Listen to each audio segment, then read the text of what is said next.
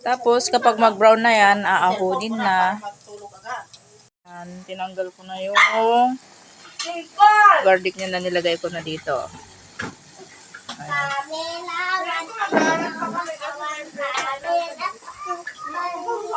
Mamaya natin ilagay yun. Lalagay na ako dito ng konting suka. Suka yan, suka.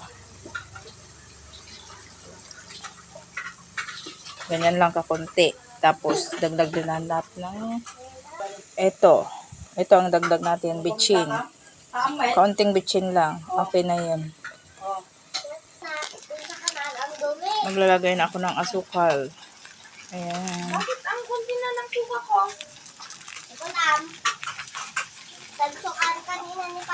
Okay, tama na yan.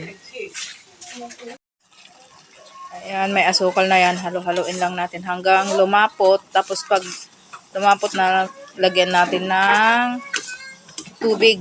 Kaunting tubig lang. Pag ganyan ng brown, dagdagan mo na ng tubig. Oh, dagdagan na ng tubig. Halo-haloin. Ayan, para hindi tumigas.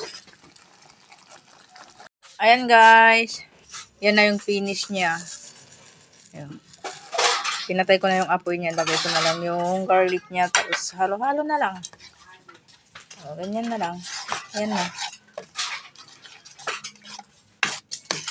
Okay na yan. Oh, sarap niya.